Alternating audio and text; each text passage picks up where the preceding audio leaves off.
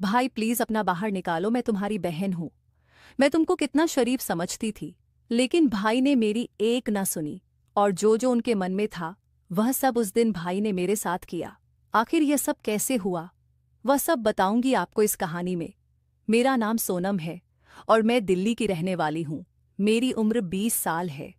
लोग कहते हैं कि मैं दिखने में काफ़ी सुंदर हूँ और शायद इसीलिए मोहल्ले के लड़के अक्सर मुझे लेकर बातें करते हैं।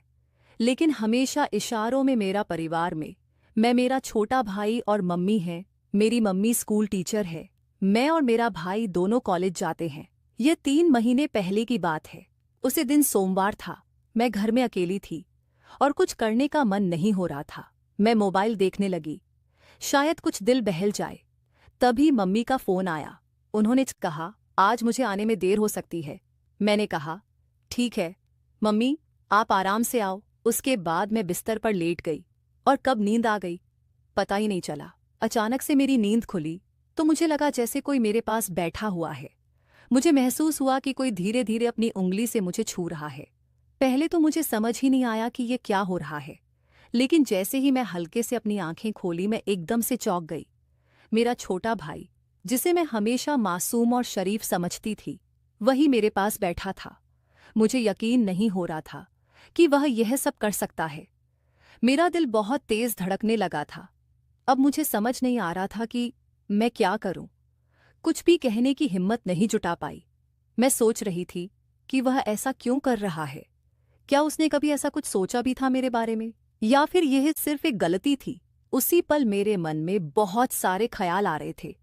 क्या मैं उसे माफ कर सकती हूँ? क्या यह एक ऐसी घटना है जिसे मैं अनदेखा कर सकती हूँ? लेकिन साथ ही मुझे न जाने क्यों उस पल में गुस्सा नहीं आ रहा था, बल्कि उल्टा मुझे भी शायद अच्छा ही लग रहा था। मेरी समझ में ही कुछ कमी थी, या फिर मैं उस पल कुछ और सोच रही थी।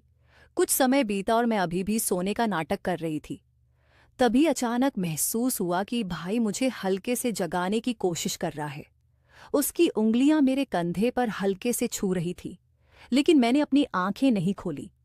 मैं जानती थी कि मैं पूरी तरह से जाग रही हूं, लेकिन वह शायद सोच रहा था कि मैं गहरी नींद में हूं। धीरे धीरे उसकी हरकतें पहले से ज्यादा होने लगी।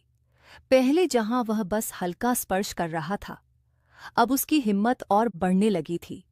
मैं समझ नहीं पा रही थी कि वह क्या कर रहा है और क्या करना चाहता है, लेकिन मैं चुपचाप देख रही थी। मेरे मन में कई सवाल उठ रहे थे। यह मासूम भाई अचानक इतना बदल कैसे गया? उसने ऐसा क्यों किया? मैं समझ नहीं पा रही थी कि वह मुझे नींद में क्या खिलाने की कोशिश कर रहा था। मेरे होंठ बंद थे, लेकिन फिर भी उसने कोशिश की कि मैं खा लूं। मैं सोते हुए जानबूझकर अपने होंठ थोड़े से खोल दिए। मैंने ऐसा महसूस कराया जैसे मैं नींद में हूं और मेरे होंठ अपने आप ही खुल गए हैं। उस पल में मेरे अंदर एक अजीब सी घबराहट थी, लेकिन मैंने उसे जाहिर नहीं होने दिया। तभी अचानक घर के फोन की घंटी बजने लगी। उस आवाज से माहौल पूरी तरह बदल गया। भाई तुरंत डर गया और घबराकर दूर चला गया। वह इतनी तेज से उठा कि मैं समझ गई। उसके दिमाग में भी डर था कि कहीं मैं जग ना जाऊं। उसने फोन उठाया तो देखा वह मम्मी की कॉल थी। वह पूछ रही थी कि तुम लोगों ने खाना खाया। मैं मन ही मन सोची, इनको भी इसी समय कॉल करना था, लेकिन वह जल्दी से कॉल खत्म किया। अब मेरा ध्यान फिर से भाई की तरफ था, लेकिन फिर देखी तो वह कमरे से गायब हो चुका था। मैं थोड़ी देर तक सोचती रही कि अब क्या करना चाहिए। मेरा मन अब बेचैन हो गया था। यह वही भाई था जिसे मैं हमेशा मासूम और समझदार मानती थी। वह अचानक इतना कैसे बदल गया? क्या मैं उससे इस बारे में बात करूं या इसे अनदेखा कर दूं? बहुत देर तक मैं अपने विचारों में उलझी रही। मैंने सोचा कि अगर मैं इस पर कुछ नहीं करती तो शायद यह घटना फिर से हो सकती है, लेकिन अगर मैं उसे कुछ कहती हूं तो हमारे बीच का रिश्ता हमेशा के लिए बदल जाएगा। फिर मुझसे और रहा नहीं गया। मेरे मन में उथल पुथल मची हुई थी और मैं भाई से बिना बात किए खुद को रोक नहीं पा रही थी। मैं उसके कमरे की तरफ गई। भाई का कमरा अलग था, जहां वह अक्सर पढ़ाई करता है। मुझे समझ नहीं आ रहा था कि मैं उससे क्या कहूंगी, किस तरह इस पूरे वाक्य का सामना करूंगी। जब मैं भाई के कमरे के पास पहुंची तो दरवाजा आधा खुला हुआ था। मैंने धीरे से अंदर झांका। फिर मैंने जो देखा उसने मेरी आंखें पूरी तरह से चौड़ी कर दी। भाई बिस्तर पर लेटा हुआ था और वह अपने हाथों से कुछ ऐसा कर रहा था जिसे देखकर मैं पूरी तरह से हैरान रह गई। मेरे दिल की धड़कन तेज हो गई। मैं कुछ समझ नहीं पा रही थी। मेरा मासूम और सीधा साधा भाई, जिसे मैं अब तक सिर्फ एक बच्चे की तरह देखती थी, वह ऐसा कर सकता है, मैंने कभी सोचा भी नहीं था। करीब 10 मिनट तक मैं बस दरवाजे पर खड़ी देखती रही। मेरे दिमाग में कई सवाल उठ रहे थे।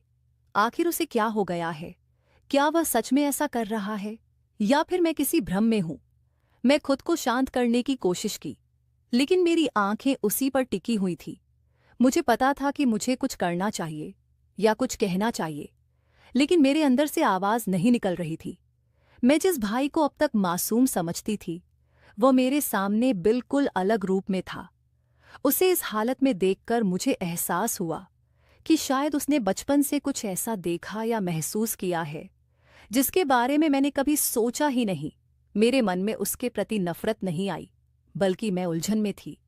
मैं समझ नहीं पा रही थी कि यह मेरी कोई गलत फहमी है या फिर कुछ और। मैंने धीरे धीरे दरवाज से हटने का फैसला किया।